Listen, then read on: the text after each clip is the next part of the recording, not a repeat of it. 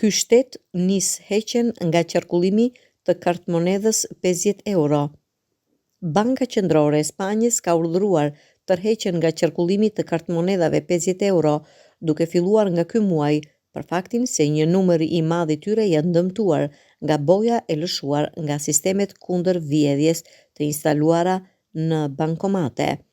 Edhe pse këto kartmonedha janë padyshim më të përdorurat në Spanjë, përveç atyre nga 20 euro, ato janë më së shpeshti të falsifikuara dhe janë më të ekspozuara ndaj efekteve të sistemit kundër vjedhjes.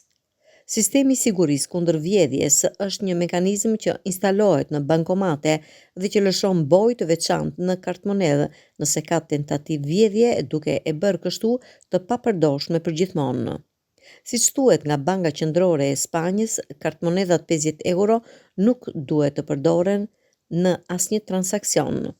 Synimi i tërheqjes është mundësia më e vogël për mashtrim dhe për të falsifikuar përpara ardhjes së verës dhe sezonit turistik, kur përdorimi i parave të gatshme rritet.